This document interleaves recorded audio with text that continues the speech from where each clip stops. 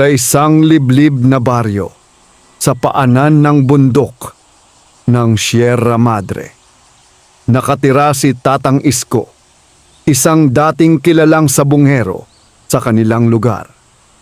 Noon, tuwing may laban ng manok, palaging binibigkas ang kanyang pangalan.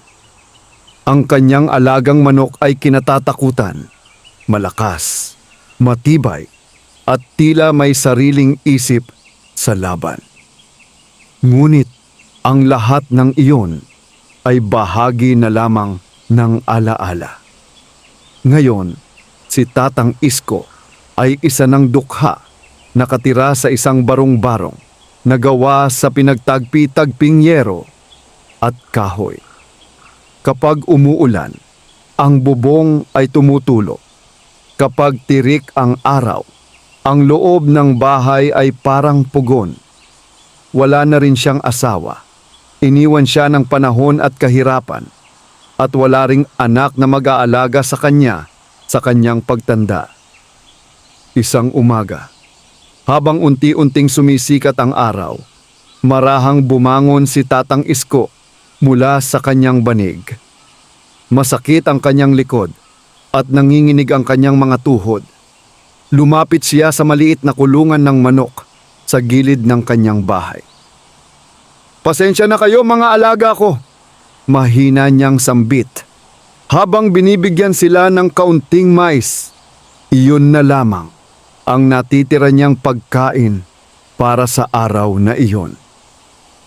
3 na lamang ang natitira niyang manok at ni isa sa mga ito ay hindi na sapat para sa laban. Ang dating tapang at sigla ng kanyang mga panabong ay tila nawala na rin kasabay ng kanyang swerte. Ang nakaraan, hindi naman palaging ganito ang buhay ni Tatang Isko. Noon, isa siyang masipag at maswerteng sabungero. Marunong siyang pumili ng lahi, mag-alaga, at magbasa ng galaw ng kalaban. Ngunit nang dumami ang kanyang panalo, kasabay ding dumami ang kanyang kayabangan. Naging pabaya siya sa buhay. Gumastos ng gumastos, nakalimot mag-ipon, at naging kampante na habang buhay na ang swerte sa sabong. Hanggang sa isang araw, sunod-sunod ang kanyang pagkatalo. Ipinusta niya ang lahat, pera, lupa, at huli ang kanyang bahay. Sa iisang laban, nawala ang lahat sa kanya. Mula noon, tuluyan siyang nilayuan ng swerte. Ang panlalait ng mga tao. Habang naglalakad si Tatang Isko patungo sa palengke upang magbakasakaling makautang ng kaunting bigas, sinalubong siya ng mga bulungan. "Ayan na naman yung dating sikat na sabungero," sabi ng isa. "Sayang, kung di sana nagmalaki. Di sana ganyan ang kinahinatnan," dugtong ng isa pa. Yumuko lamang si Tatang Isko. Wala na siyang lakas para ipagtanggol ang sarili. Alam niyang may katotohanan ang kanilang sinasabi. Ang panalangin, kinagabihan. Matapos ang isang araw na halos walang laman ng tiyan, naupo si Tatang Isko sa labas ng kanyang kubo. Tinitigan niya ang mga bituin at tahimik na nagsalita. "Kung may nakikinig man, tao man o hindi, patawad sa mga pagkakamali ko. Hindi ko na hinihiling ang yaman. Gusto ko lang mabuhay ng marangal." Hindi niya alam na ang kanyang panalangin ay narinig, hindi ng tao, kundi ng isang nilalang na matagal nang nagbabantay sa bundok. Sa ilalim ng isang matandang puno ng balete, ilang metro lamang ang layo mula sa kanyang kubo, may isang munting nilalang na may makinang na mata at balbas na kasing puti ng ulap. Isang mabuting duwende. Ngumiti ito habang pinagmamasdan si Tatang Isko. Panahon na mahina nitong bulong. At doon nagsisimula ang pagbabagong hindi kailanman inakala ni Tatang Isko. Isang biyayang magmumula hindi sa sabong, kundi sa kabutihan ng puso. Malamlam ang liwanag ng buwan ng gabing iyon. Tahimik ang buong baryo. Tanging huni ng kuliglig at ihip ng malamig na hangin ang maririnig. Sa loob ng kanyang kubo, mahimbing na natutulog si Tatang Isko. Pagod ang katawan at isip matapos ang isang araw ng gutom at pangungutya. Ngunit sa kalagitnaan ng gabi, bigla siyang napabalikwas. Parang may kung anong kumalabit sa kanyang panaginip. Isang pakiramdam na hindi maipaliwanag. Tila may tumatawag sa kanya. Dahan-dahan siyang bumangon at sinilip ang bintana ng kanyang kubo. Napansin niyang may kakaibang liwanag na nagmumula sa gawing likuran ng bahay. Doon sa may matandang puno ng balete. Ano kaya yon? Bulong niya sa sarili. Sa kabila ng takot at panghihina, kinuha niya ang kanyang lumang sombrero at marahang naglakad palabas. Habang papalapit siya sa puno, lalong lumilinaw ang liwanag. Hindi nakakasilaw, bagkus ay nakapapawi. At doon niya nakita ang isang tanawing hindi niya kailanman inakalang masisilayan. Ang munting nilalang. Sa ilalim ng balete, nakaupo ang isang maliit na nilalang. Halos kasinlaki lamang ng isang batang 5 taong gulang. May suot itong berdeng kasuotan na tila hinabi mula sa mga dahon. Ang kanyang balbas ay mahaba at maputi at ang mga matay kumikislap na parang mga bituin. Napaatras si Tatang Isko sa gulat. Diyos ko po, ano po kayo? Nanginginig niyang tanong. Ngumiti ang nilalang at tumayo. Hindi ito mukhang mapanganib. Sa halip, ramdam ang kabutihan sa kanyang anyo. Huwag kang matakot, Isko. Malumanay nitong wika. Ako si Lakan 7 Bituin. Isang duwende na nagbabantay sa bundok at sa mga pusong marunong magsisi. Lalong nanlaki ang mga mata ni Tatang Isko. Paano nito nalaman ang kanyang pangalan? Ang katotohanan. Matagal na kitang pinagmamasdan, patuloy ng duwende. Nakita ko ang pag-angat mo at nakita ko rin ang pagbagsak mo, hindi dahil sa malas ka, kundi dahil nakalimot ka sa pagpapakumbaba. Napayuko si Tatang Isko. Hindi siya makapagsalita. Ramdam niyang totoo ang bawat salitang naririnig. Ngunit, dagdag ng duwende, hindi kita hinusgahan. Nakita ko rin ang iyong pagsisisi at ang panalangin mo kanina. Iyon ang dahilan kung bakit ako nagpakita. Dahan-dahang lumuhod si Tatang Isko. Hindi na po ako humihingi ng yaman, nanginginig niyang sambit. Gusto ko lang pong maitama ang buhay ko. Ang pagsubok. Ngumiti ang duwende at kumaway. Mula sa lupa ay lumitaw ang isang maliit na sisidlan na yari sa kahoy. Hindi ko ibinibigay ang swerte ng basta-basta, wika ni Lakan 7 Bituin. May kaakibat itong pagsubok. Binuksan ni Tatang Isko ang sisidlan. Sa loob nito ay may isang munting singsing na tansong may ukit ng manok. Ang singsing na yan ay hindi nagbibigay ng pandaraya, paliwanag ng duwende. Bagkus, pinalalakas nito ang bunga ng iyong pagsisikap. Kung tapat ang hangarin mo, gaganda ang resulta. Ngunit kung kasakiman ang nanaig, mawawala ang lahat. Napasinghap si Tatang Isko. Iyan lamang ang kailangan mong tandaan, dugtong ng duwende. Huwag mong kalimutan ang aral ng kahirapan. Ang babala. Bago pa makapagsalita si Tatang Isko, unti-unting naglaho ang liwanag. Ang duwende ay tila naging usok na tinangay ng hangin. Ngunit ang singsing ay nanatili sa kanyang kamay. Mainit at tila may buhay. Kinabukasan, paggising ni Tatang Isko, inisip niyang baka panaginip lamang ang lahat. Ngunit nang tingnan niya ang kanyang palad, naroon pa rin ang tansong singsing. At sa sandaling iyon, napansin niya ang kakaiba sa kanyang mga manok. Tila masigla, mas alerto, at parang may bagong pag-asa sa kanilang mga mata. Hindi pa niya alam na ang simpleng singsing na iyon ang magiging simula ng kanyang pagbabalik. Hindi lamang bilang sabungero, kundi bilang isang taong muling matututo ng kabutihan. Maagang nagising si Tatang Isko kinabukasan.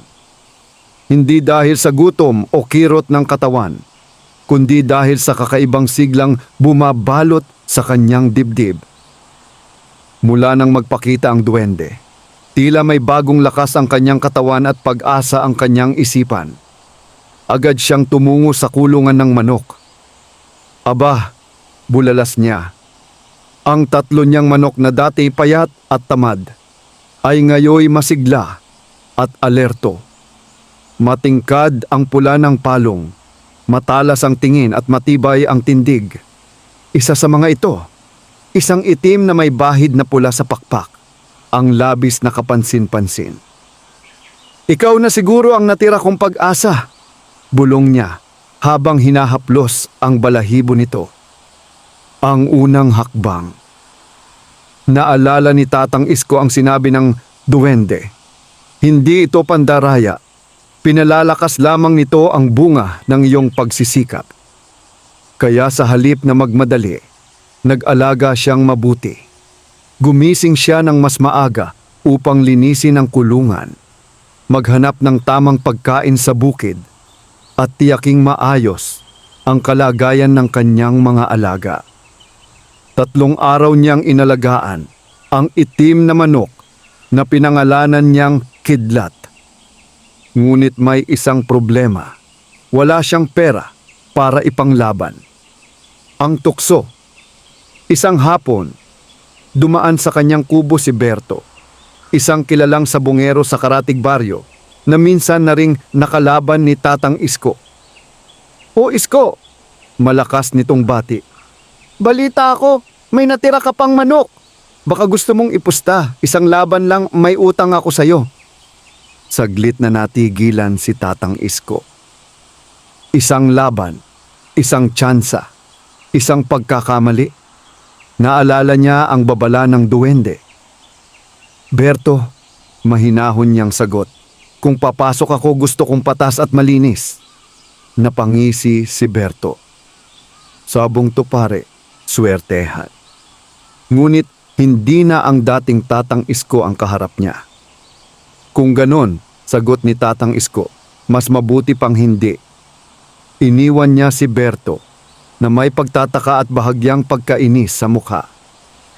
Ang munting tulong, kinagabihan, habang naglilinis siya ng bakuran, may napansin siyang lumang pitaka malapit sa daan. May lamang kaunting pera, sapat para sa isang maliit na pusta. Hinabol niya ang may-ari, ngunit wala na itong bakas. Tadhana nga ba ito? Bulong niya. Ngunit sa halip na gastusin agad, nagtanong-tanong siya kinabukasan. Nang walang mag-claim, minabuti niyang gamitin ang pera, hindi para sa sugal, kundi para sa maingat na laban. Ang unang laban. Dumating ang araw ng sabong. Maraming tao ang nagtipon. Nang makita si Tatang Isko, may ilan na napatawa. "Ayan na ang bumagsak na hari," bulong ng ilan. Tahimik lamang si Tatang Isko. Hawak niya si Kidlat, kalmado ang dibdib, at suot ang tansong singsing ng duwende. Nang magsimula ang laban, hindi agad sumugod si Kidlat. Inobserbahan muna nito ang kalaban, isang malaki at kilalang panabong. At sa tamang sandali, kumilos si Kidlat, mabilis, eksakto, at malinis. Isang matalim na sipa, isang iglap. Tapos ang laban, tahimik ang sabungan, at saka sumabog ang hiyawan. Ang aral ng tagumpay, nanalo si Tatang Isko. Hindi malaki ang napanalunan, ngunit sapat upang makabili ng bigas, pagkain, at kaunting gamot para sa sarili. Ngunit higit sa pera, ang dignidad ang kanyang muling nakuha. Habang pauwi siya, tila may narinig siyang pabulong sa hangin. Magaling! Tandaan mo, ang tunay na swerte ay nasa tamang puso. Napangiti si Tatang Isko, hawak ang kanyang panalo. Alam niyang ito pa lamang ang simula ng mas mahirap na pagsubok. Lumipas ang ilang linggo, matapos ang unang panalo ni Tatang Isko. Sa bawat laban na kanyang pinapasukan, hindi man malaki ang pusta, ay palagi siyang nakakauwi ng panalo. Unti-unting bumabalik ang kanyang pangalan sa usapan ng mga tao sa sabungan. Parang bumalik ang dating Isko, sabi ng ilan. Pero mas tahimik na siya ngayon, puna ng iba. Hindi na siya nagyayabang, hindi na rin siya nagmamadali. Ang bawat laban ay kanyang pinag-iisipan, at ang bawat panalo ay ginagamit sa tamang paraan. Pagkain, pagpapakumpuni ng bubong, at pagpapalakas ng kanyang mga alagang manok. Ngunit habang umaangat muli ang kanyang buhay, may isang bagay na muling sumusubok sa kanyang puso. Ang alok. Isang hapon, habang nag-aalaga siya ng mga manok, dumating si Don Ramon, isang mayamang negosyante at kilalang sabungero na may sariling sabungan. Isko, mababa, ngunit matigas ang tinig nito. Naririnig ko ang pagbabalik mo. Tumango si Tatang Isko bilang paggalang.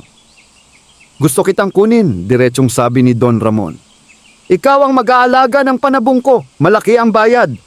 At kung papayag ka, lahat ng laban, sigurado ang panalo. Napakunot noo si Tatang Isko. Ano pong ibig ninyong sabihin sa sigurado? Ngumiti si Don Ramon, ngunit may lamig sa kanyang mga mata. May paraan kami. Biglang bumigat ang dibdib ni Tatang Isko. Naalala niya ang babala ng duwende. Kapag kasakiman ang nanaig, mawawala ang lahat. Ang laban sa sarili. Buong gabi, hindi makatulog si Tatang Isko. Ang alok ni Don Ramon ay katumbas ng agarang ginhawa. Isang maayos na bahay, masarap na pagkain, at wala ng gutom. Ngunit kapalit nito ang panlilinlang. Hinawakan niya ang tansong singsing. Sa unang pagkakataon, tila lumamig ito sa kanyang daliri. Subok lang, bulong ng isang boses sa kanyang isipan. Isang beses lang, bulong pa nito. Ngunit mas malakas ang alaala ng kanyang pagkalugmok. Ang gutom, ang kahihiyan at ang panalangin sa ilalim ng mga bituin. Ang pagtanggi. Kinabukasan, hinarap niya si Don Ramon. Maraming salamat po. Mariin ngunit magalang niyang wika. Ngunit hindi ko kayang yumaman sa maling paraan. Sandaling nanahimik si Don Ramon. Saka tumawa. Malinis ka na ngayon? Sarkastikong sabi nito. Tandaan mo, Isko, hindi lahat ng swerte ay tumatagal. Umalis ito na may bahid ng banta. Ang kapalit ng tamang desisyon, pag-uwi ni Tatang Isko, napansin niyang mas lumiwanag ang tansong singsing. Ang kanyang mga manok ay lalo pang naging masigla. Ngunit kasabay nito, may mga tsismis na kumalat sa sabungan. May mga laban na iniiwasan siya. At may mga taong ayaw nang tumaya kapag siya ang kalaban. Unti-unting bumabagal ang kanyang kita. Ngunit sa halip na panghinaan ng loob, ngumiti si Tatang Isko. Mas mabagal man ang lakad, bulong niya. Sigurado naman ang direksyon. Sa malayo, sa ilalim ng puno ng balete, may isang duwende ang nakamasid. Tahimik, ngunit puno ng pag-asa. Sa paglipas ng mga araw, lalo pang umaling-awngaw ang pangalan ni Tatang Isko sa iba't ibang sabungan sa lalawigan. Hindi dahil sa laki ng kanyang pusta, kundi dahil sa linis ng kanyang panalo. Kapag siya ang kalaban, alam ng mga tao na patas ang laban, walang daya, walang lihim. Dahil dito, dumami ang nanonood sa kanyang mga laban. Hindi siya mayabang, sabi ng matatanda. May kakaibang disiplina ang mga manok niya, wika ng mga veterano. Ngunit kasabay ng pagtaas ng kanyang reputasyon ay ang pagdating ng katanyagan, isang pagsubok na mas mahirap kaysa kahirapan. Ang papuri, isang araw, matapos ang isang malinis na panalo, pinalibutan si Tatang Isko ng mga tao. Isko, turuan mo kami. Anong sikreto mo? May anting-anting ka ba? Napangiti lamang siya at umiling. Walang sikreto, sagot niya. Sipag, tiyaga at tamang pagtrato sa alaga. Ngunit may ilan na hindi naniwala. Sa kanilang mga mata, hindi sapat ang paliwanag. May iba pang dahilan, isang lihim. Ang paninibugho. Sa likod ng sabungan, may mga matang nakamasid. Isa na rito si Berto, ang sabungerong minsang inalok siya ng madali ang laban. Sa bawat panalo ni Tatang Isko, lalong tumitindi ang inggit sa kanyang dibdib. Hindi yan normal, bulong ni Berto sa mga kasama. May daya yan. Unti-unting kumalat ang hinala. May mga nagsimulang umiwas. May mga naninira sa likod. Ang babala ng duwende. Kinagabihan, habang pinapakain ni Tatang Isko ang kanyang mga manok, may narinig siyang pamilyar na tinig. Ang papuri ay parang matamis na alak. Bulong ng duwende sa hangin. Nakakalasing kapag sobra. Napalingon si Tatang Isko. Sa ilalim ng balete, saglit niyang nasilayan si Lakan 7 bituin. Mag-ingat ka, Isko, wika ng duwende. Hindi lahat ng ngiti ay mabuti ang hangarin.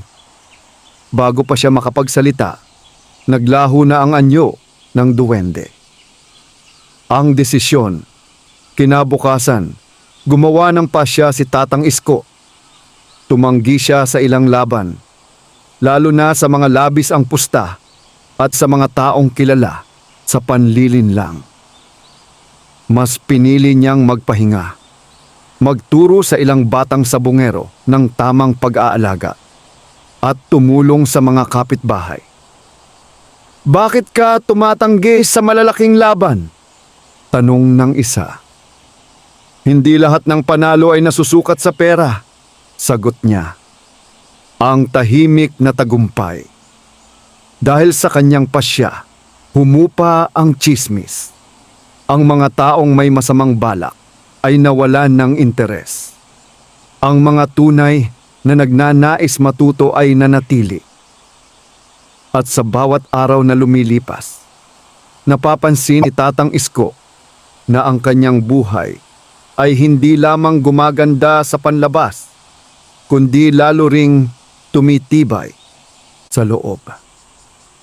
Sa gitna ng katahimikan, naramdaman niya ang presensya ng duwende, isang paalala na ang tunay na swerte ay hindi kailanman sumisigaw. Sa kabila ng katahimikan at maayos na pamumuhay ni Tatang Isko, hindi tuluyang nawala ang mga anino ng kanyang nakaraan. Habang siya'y abala sa pagtuturo at pag-aalaga ng kanyang mga manok, may mga taong hindi natuwa sa kanyang unti-unting pag-angat. lalo na yaong mga nasanay sa daya at pananamantala. Isa sa kanila si Don Ramon. Ang lihim na plano sa loob ng marangyang bahay ni Don Ramon. Nagtipon ang ilang sabungero at tagapag-alaga. Hindi ako nasanay na may humahadlang sa kita ko, mariing wika ni Don Ramon. At ang matandang iyon ang dahilan kung bakit nagdadalawang isip ang mga tao. Anong gagawin natin? Tanong ng isa. Ngumisi si Don Ramon. Hindi natin siya gagalawin. Ang kanyang mga alaga ang aatakihin. Ang masamang pangyayari. Isang madaling araw, habang mahimbing ang tulog ni Tatang Isko, may mga aninong gumalaw sa paligid ng kanyang kubo. Tahimik nilang binuksan ang kulungan ng manok at nilason ang tubig. Pagdating ng umaga, sinalubong si Tatang Isko ng isang bangungot. Isa-isang bumagsak ang kanyang mga manok, mahina, nangingisay at walang lakas. Si Kidlat, ang kanyang pinakamahalagang alaga, ay halos hindi na makatayo. Hindi! Hindi! Nanginginig niyang sambit habang yakap ang manok. Ang panawagan. Sa gitna ng kanyang pagluha, hinawakan niya ang tansong singsing. Kung ito man ang kaparusahan, wika niya, handa kong tanggapin, pero huwag lang po ang mga inosente. Sa ilalim ng balete, biglang umihip ang hangin. Ang mga dahon ay umikot at muling lumitaw sila kan 7 bituin. Ngunit ngayon, seryoso ang mukha. May mga pagsubok na hindi mo kasalanan, wika ng duwende. Ngunit susubukin nito kung gaano katibay ang iyong puso. Ang huling pagpili. May inilahad ang duwende, isang ugat na may kakaibang anyo. Ito'y makapagliligtas sa ilan, paliwanag niya. Ngunit kailangan mong piliin.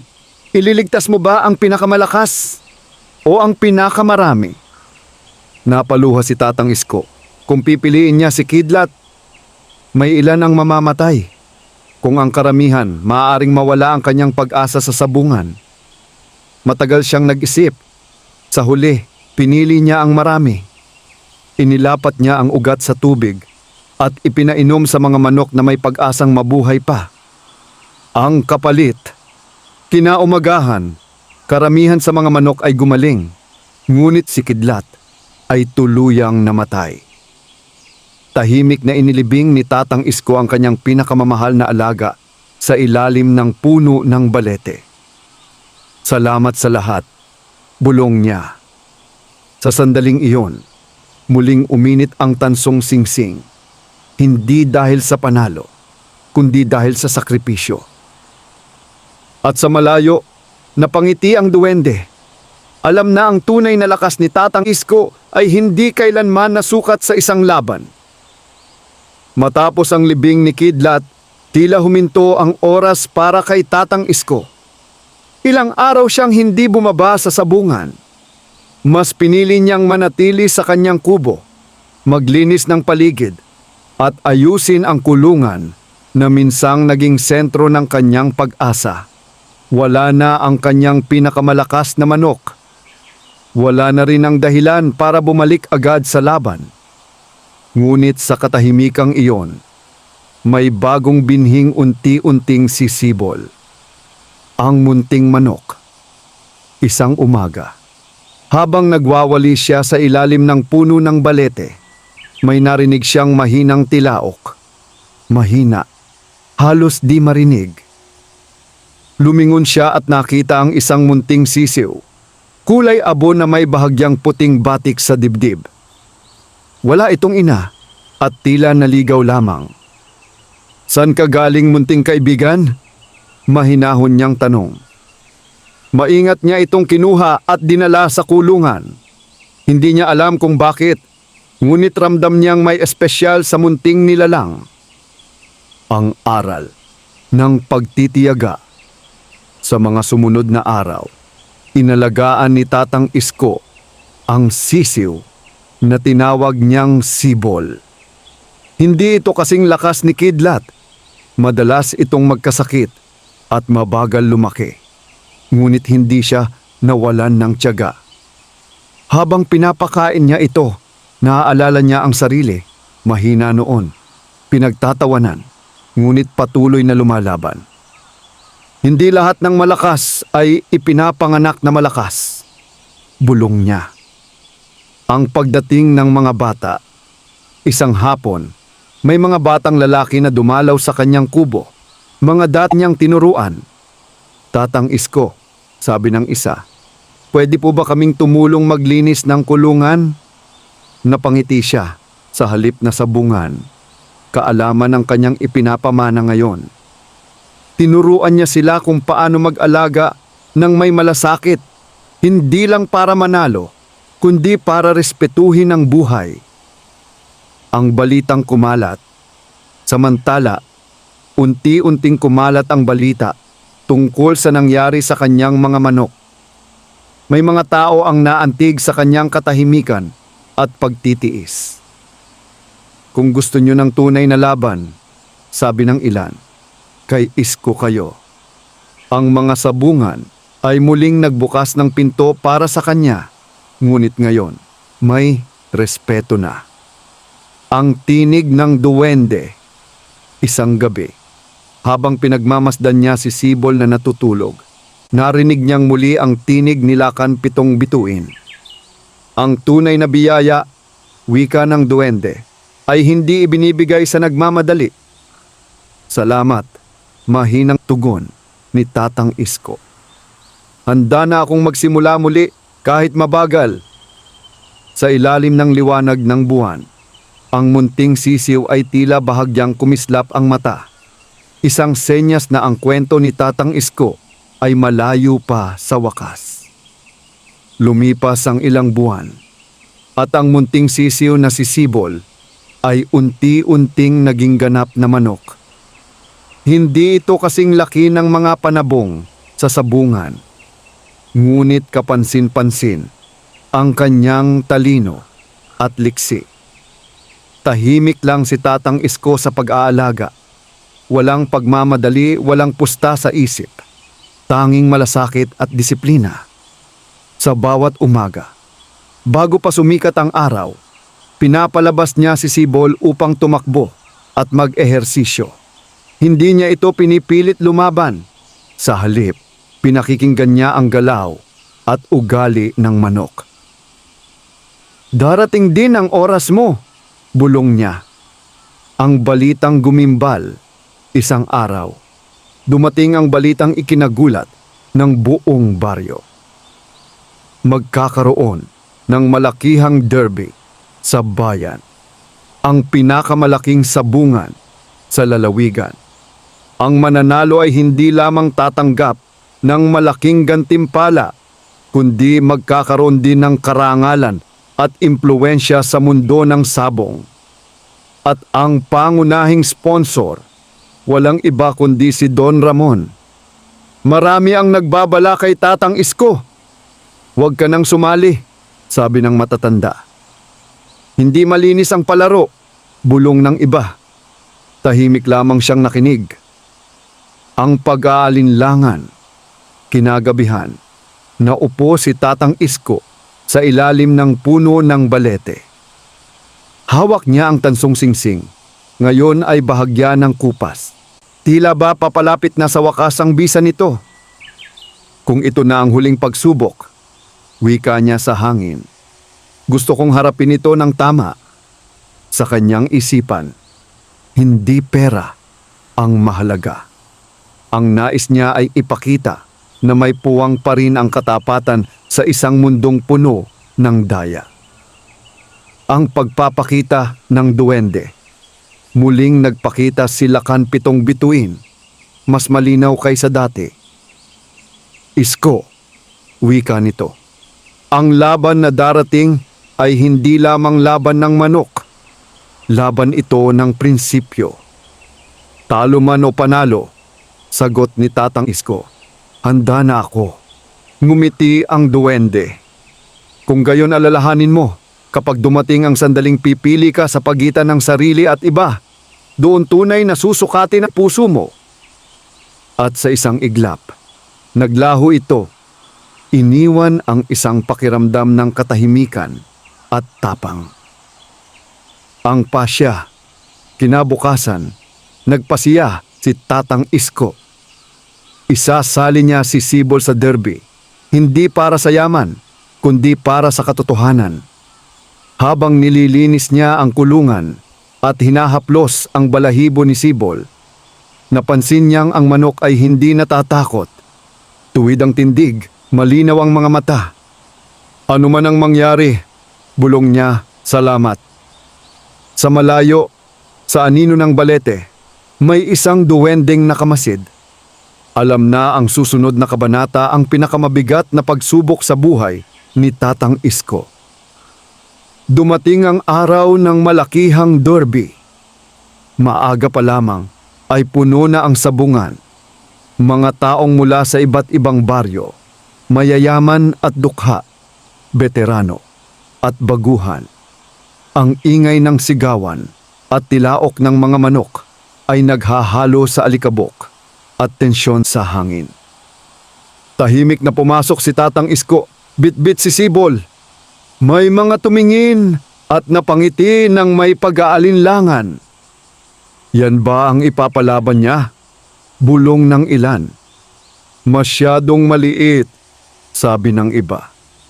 Ngunit hindi nagpatalo ang loob ni Tatang Isko. Ang mga unang laban, sunod-sunod ang laban sa derby, isa-isang natatanggal ang malalakas na pangalan. Nang dumating ang pagkakataon ni Tatang Isko at Sibol, marami ang nagulat. Hindi malakas si Sibol sa unang tingin, ngunit siya ay matalino. Iniiwasan niya ang biglaang sagupaan. Hinahanap ang tamang sandali at kumikilos ng may disiplina. 1, 2, 3 panalo. Unti-unting tumahimik ang mga nanonood. Ang kamay ng kadiliman. Habang papalapit ang huling laban, tinawag si Tatang Isko sa likod ng sabungan. Naroon si Don Ramon, may kasamang 2 tauhan. Isko, malamig nitong sabi, "Huwag mo nang ituloy." "Bakit po?" mahinahong tanong ni Tatang Isko. "Dahil ang huling kalaban mo ay akin," tugon ni Don Ramon, "at hindi ako natatalo." Inilapag ni Don Ramon ang isang supot ng pera. "Ito na ang kapalit, uuwi kang panalo, kahit hindi sa laban." Tahimik na tumingin si Tatang Isko sa pera, saka sa kanyang manok. Ang huling pagpili, naalala niya ang duwende, sarili o iba. Kung tatanggapin niya ang pera, ligtas siya, ngunit mananatiling bulok ang sistema. Kung lalaban siya, maaaring mawala ang lahat, ngunit may pag-asang may magbago. Dahan-dahan niyang itinulak palayo ang supot. "Mas pipiliin ko ang tama," wika niya. Nagbago ang mukha ni Don Ramon, mula sa ngiti tungo sa galit. "Pagsisisihan mo ito, ang huling laban." Nang magsimula ang huling laban, ramdam ang tensyon. Ang kalaban ni Sibol ay isang higanteng panabong, halatang sanay at may lakas. Sa unang sagupaan, natamaan si Sibol, napaatras, muntik nang bumagsak. Napapikit si Tatang Isko, ngunit bumangon si Sibol, hindi sa lakas, kundi sa talino. Gumalaw ito ng mabilis, iniwasan ang bigat ng kalaban, at sa isang iglap, isang malinis na galaw. Tahimik ang buong sabungan. Bumagsak ang kalaban. Ang katotohanang lumantad. Sa gitna ng hiyawan, may sumigaw. May daya ang kalaban. Kanina, lumabas ang ebidensya. Mga gamit na pandaya, na natuklasan sa panig ni Don Ramon. Sa wakas, nabunyag ang lihim. Nagkagulo, dumating ang mga autoridad. Ang ngalan ni Don Ramon ay tuluyang bumagsak. Ang tunay na panalo. Lumapit ang tagapagpatakbo ng derby kay Tatang Isko. Hindi lang ikaw ang nanalo, wika nito. Nagbago ang sabungan dahil sa iyo. Habang yakap ni Tatang Isko si Sibol, napansin niyang ang tansong singsing ay unti-unting nagiging alikabok. Isang senyas, tapos na ang bisa nito. At sa malayo, sa ilalim ng puno ng balete, may duwending nakangiti, handa nang magpaalam. Matapos ang malakihang derby, nagbago ang ihip ng hangin sa buong lalawigan. Ang pagbagsak ni Don Ramon ay naging babala sa maraming sabonghero. Hindi na madaling palusutin ang daya at ang mga tao'y muling natutong magtiwala sa patas na laban. Sa gitna ng lahat ng ito, tahimik na bumalik si Tatang Isko sa kanyang baryo. Bit-bit si Sibol at ang bagong yugto ng kanyang buhay. Wala na ang tansong singsing. Ngunit mas malinaw na ngayon ang kanyang landas. Ang bagong simula. Ginamit ni Tatang Isko ang kanyang napanalunan. Hindi para magpakasasa, kundi para magtayo ng maliit na paanakan at paaralan ng pag-aalaga ng manok. Dito niya tinuturuan ang mga kabataan ng tamang disiplina, respeto sa hayop, at kahalagahan ng katapatan. Hindi kayo dito para lang manalo, madalas niyang paalala. Nandito kayo para matutong maging tao. Si Sibol, na ngayon ay kilala bilang isang alamat sa sabungan, ay hindi na madalas ipinalalaban. Sa halip, siya ay naging simbolo ng talino at tiyaga. Patunay na hindi kailangang maging pinakamalakas upang magtagumpay. Ang huling pagdalaw, isang gabi, sa ilalim ng puno ng balete, muling naramdaman ni Tatang Isko ang pamilyar na presensya. Lumabas sila kan 7 bituin. Mas maliit at mas malinaw ang anyo, tila ba papawi na. Isko, wika ng duwende. Tapos na ang tungkulin ko. Lumuhod si Tatang Isko. Maraming salamat, kung hindi dahil sa iyo. Umiling ang duwende at ngumiti. Hindi ako ang dahilan ng pagbabago mo. Ako'y paalala lamang. Ikaw ang pumili. Ang pamamaalam. Unti-unting naging liwanag ang katawan ng duwende hanggang sa tuluyang maglaho sa hangin. Kasabay nito, tila mas tumayog ang puno ng balete. Parang nagbigay galang. Ang aral. Habang pinagmamasdan ni Tatang Isko ang mga batang masayang nag-aalaga ng manok kinabukasan, napagtanto niya ang pinakamahalagang katotohanan. Ang swerte ay hindi ibinibigay upang ikaw ay yumaman, kundi upang ikaw ay matutong magbahagi at magbago. Hindi na siya ang dating sabungerong alipin ng panalo at pera. Siya ngayon ay haligi ng katapatan, isang taong pinanday ng pagkatalo at pinayaman ng tamang desisyon. At sa bawat tilaok ng manok sa kanyang bakuran, palaging may kasamang paalala.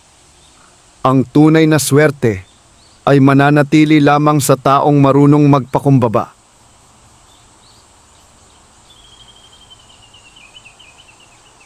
Wakas